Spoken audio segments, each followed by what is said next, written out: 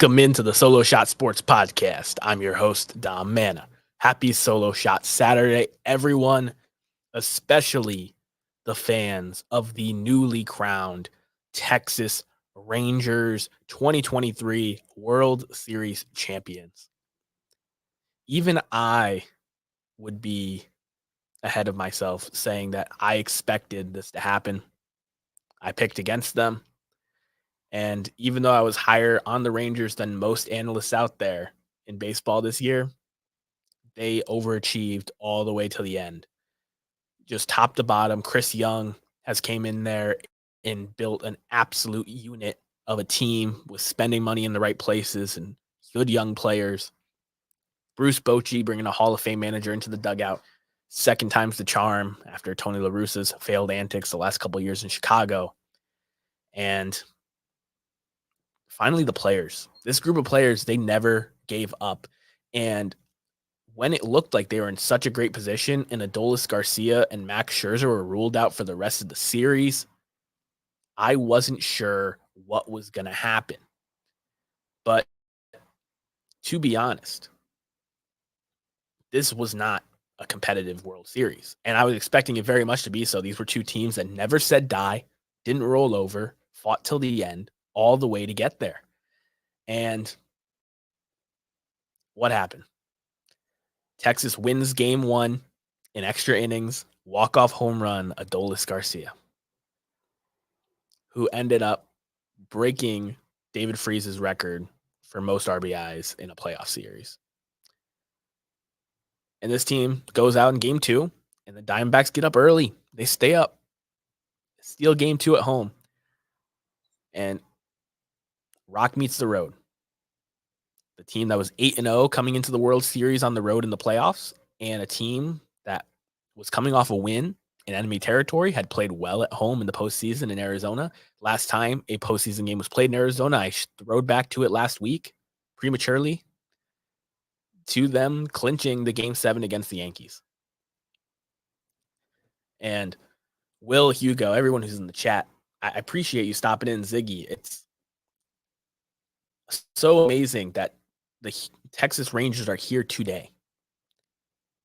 A team that was clowned on for not being able to win their own division, for giving Jacob deGrom a bunch of money and him breaking down per usual. And after 51 years, they're finally World Series champions. I'm so happy for all the Rangers fans out there. I'm so happy for everybody that believed in this organization like I did. And I said it before the series, I'm picking Arizona with the run they've had. But if Texas wins, I'm still going to be happy. Super fun run. And it is truly amazing. I totally feel that, Will. When your team is the one that loses to the team that ends up winning it all, it makes it hurt a little less bad. But this team, they just never said no. And no moment was too big for them the whole way. Nate Eovaldi, 5 wins in the postseason, the first player since Steven Strasburg on those 19 Nats, Ziggy. Amazing postseason performer who went from having that one amazing moment in the 18 World Series to solidifying himself as a postseason stud. And talking about postseason studs, a legend has been crowned. Corey Seager is a postseason legend. The story still has plenty of time to be written, but it's going to be titled Postseason Legend. Corey Seager, during that Mickey Mouse championship with the Dodgers, ended up being NLCS and World Series MVP. He was absolutely amazing for the Rangers since being signed offensively. He's taken a step up. He has earned that contract that he's being paid for the next 7 years. to be in Texas, and a guy who has the most home runs by a shortstop in World Series play at the age of 29 years old. Almost all of them came in Arlington Stadium because the COVID World Series was played there as well. And Corey Seager becomes the fourth player ever to win multiple World Series MVPs. This isn't like football, folks, where the quarterback on the winning team is usually the MVP. It is hard to be the World Series MVP. You only get so many at-bats as a batter. You only get one or two starts as a pitcher. And Corey Seager, amazing series, batted 286, 375 slug, 762 OPS, 3 home runs, 6 RBIs, scored 7 runs in the series. And while Adolis Garcia's walk-off home run in game 1 is going to be remembered as one of the big moments in this series, to me, Corey Seager coming in there against Paul Sewall, who has been nails for the Diamondbacks all postseason, so much so that I called him Paul C. Walled with a capital Wall, comes in, runner on base, ties the game in the bottom of the ninth to send the game to extras. I think that was just him putting on full display why he is in this category of 4 players to win World Series MVP multiple times. Bob Gibson and Sandy Koufax did it for 1 franchise. Reggie Jackson did it for 2 franchises, the A's and the Yankees, respectively. And Corey Seager, with his 2nd World Series MVP, is the first player to do it in both leagues. Absolute postseason legend. Congratulations to Corey Seager and his double play combination, Marcus Semien, who's become one of my favorite players in baseball. I've talked about Marcus Semien being the sneakiest Hall of Famer potentially in the major leagues currently. And Corey Seager is helping him be even sneakier because everyone's talking Seager Hall of Fame now. And with the 2nd World Series MVP, if he can compile enough stats the rest of the way, he has 7 years left in Texas on this deal. He very well could be in Cooperstown one day. But his postseason exploits will never be forgotten. He did it for a crown jewel franchise in the Dodgers, who hadn't won in a long time. And then he breaks a team's streak of not having a World Series title at a little over half a century. Congratulations, Corey Seager. Congratulations, Texas Rangers fans. And congratulations, baseball. The new wild card format, it works. First World Series with 2 wild card teams. There's parity in the sport again. And whether you're spending big money like the Rangers or you're not like the Diamondbacks, you can get to the World Series. Super amazing times in Texas. The parade yesterday was fantastic. And honestly, just something that's really special. I see Will Steff talking about his fellow Will Smith, who has won 3 straight World Series championships. He happened to be on the 21 Braves, the 22 Astros, and now the 23 Rangers. He's going to be a hot commodity free agent. Maybe he gets another $500,000 from a team who believes in that kind of jinx going on. But it'll be interesting to see if Will Smith ends up getting some credit. He was the team's closer to begin the season, but took a big step back as the season went on.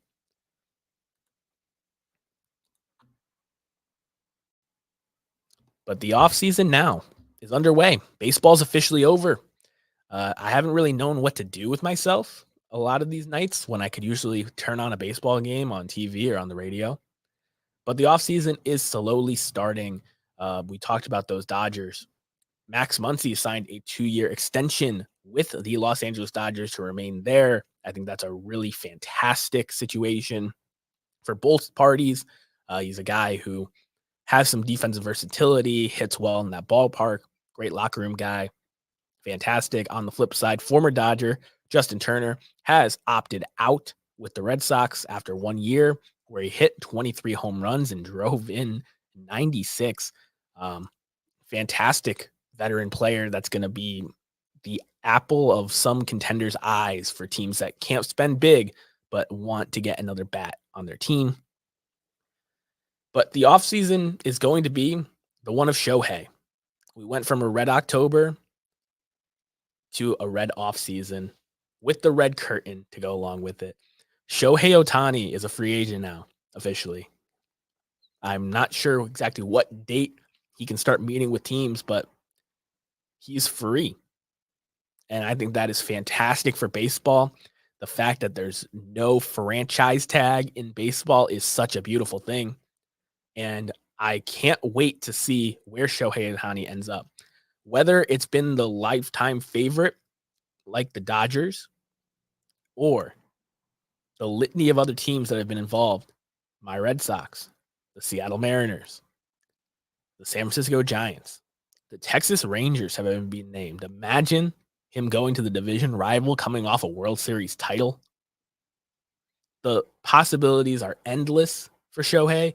I feel like almost every franchise is going to be interested with him coming off the injury. And I think he might be one of those guys that signs a very lucrative 3 or 4 year deal as opposed to signing up for 10 years, 700 million like that. So it's going to be really interesting. And I'm glad that the offseason is finally starting. There's been some retirement announcements. Rangers a legend, Nelson Cruz retired. So all of you who have been Hall of Fame prospecting him with the hope of 500 home runs, that chase is over. Really good power hitter, got hit for PEDs. I don't think if he got 500 home runs, he would have been a Hall of Famer anyway. And we look ahead to the Hall of Fame. The era committee isn't the most sexy one this year. They talked about the managers and executives and different things that are on the books this year from the contemporary era. And I think that we're going to see some Hall of Famers very soon, both from there and the writers, because there is a slam dunk first ballot guy and a couple guys that were really close last year. So Hall of Fame talk, lots of news about trades, players opting out, players retiring, and where these big fish are going to sign. I will be covering all of that as we continue this season, looking into the winter and into the spring of the new year. Here on the Solo Shot Sports Podcast, we like to throw it back down the third base line to this day in baseball history and just try to highlight a player, event, or historical moment in this game's rich history. And it was ironic because I highlighted the Diamondbacks winning their first World Series last year for Throwback Thursday last week. And that was actually an anniversary today. So if I was correct with my Diamondbacks pick, that would have been a nice one to save. However, when you look at November 4th in baseball history, there's a lot of awards being handed out. We'll obviously react to the awards. I think this will be one of the more boring award seasons baseball's ever seen. I feel like all the awards are kind of locked up, except for the manager of the years. And looking around baseball in its history, plenty of great moments, but I don't think that this man gets enough credit in the history of the game. And on this date, Cal Hubbard became an American League umpire. Now, if you're not aware of who Cal Hubbard is, he was going through an amazing NFL tenure and ended up getting inducted into the Football Hall of Fame in Canton, Ohio. So Cal Hubbard was an amazing football player already. And what he did, becoming a baseball umpire, and then later getting inducted into the Baseball Hall of Fame as an umpire, really just shifted history. He is the only man inducted in both the Baseball and Football Hall of Fames. Now, when you look at Cal Hubbard, his Hall of Fame resume isn't the craziest one. Like I said, nobody really cares about the managers, umpires, executives. It's not as fun for the fans when those guys get into the Hall of Fame. There are some likable guys. I'm going to meet Terry Francona tomorrow, who's a very likable guy that I'm sure people will be very happy when he gets into the Hall of Fame. But his career was more about just grit. 6'2", 250 pounds in the 20s. That was huge. And he was a defensive tackle at 6'2", 250. Yeah, I know. But in the 1920s, that wasn't the thing. So became a Hall of Famer in football, playing for the New York Football Giants. And Cal Hubbard went on, became a baseball umpire, and was truly a legendary figure in the game. The players very much respected Cal Hubbard. 1936 to 1951, one of the most respected, efficient, and authoritative umpires in the history of the majors. Gentle giant, still a giant at 6'2", 250. Boasted a special knack for dealing with situations on the field. He worked 4 World Series and 3 All-Star games, served as the league's assistant umpire supervisor in 52 and as umpire supervisor from 1953 to 1969. This was a man dedicated to sport. And I feel like he is not known. It's a very fun trivia fact of who is the only man inducted in both the Football and Baseball Hall of Fame. It's Cal Hubbard, but I wanted to give you just a little bit of intel on him. Because of the time that he played in, there wasn't as much written as you would hope, but a guy that, as many of you shift to your eyes to football season, I'll be here talking baseball, and like Cal Hubbard, I plan on being a sports lifer.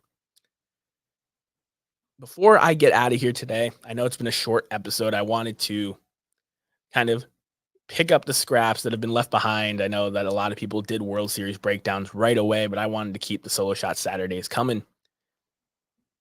This has been such an amazing opportunity for me here at ETV, doing a video podcast, and it's all possible because of you guys that listen in, both on podcasts or here on YouTube at Solo Shot Sports. Those of you that came over from TikTok or the app formerly known as Twitter as well. I appreciate each and every one of you who has spent either your Saturday mornings or part of your week listening to me talk about baseball, the game I love. And I hope that if I haven't entertained, I have at least helped you learn something or brought up something that you weren't thinking of before and gave you a different look into the game. And that's all I really am trying to do. I'm very excited. This will be the last episode with this format. So there's a lot of changes coming here for the show, and I'm really excited for all of you to see what I have in store. This show is just going to keep getting better. For all content creators out there, you know that your first videos are not going to be your best. It's going to get better over time. And there's plenty of things that have come to my attention and been obvious looking back at these episodes that I can improve upon and get the show out there to more people. So thank you to each and every one of you. It truly means the world to me that you guys want to hear me talk about baseball. And if you know other people that love the sport just like we do, send them on over. And if they like what they hear, subscribe, like, leave a review on podcasts, leave comments on YouTube. It helps me in the algorithm, and it goes a long way to help me chase the dream on the side. Appreciate each and every one of you. I hope you guys enjoy this break from baseball into the off season, football season, basketball, hockey. We just had the equinox the other night for game 3 when all 4 sports are on the same night.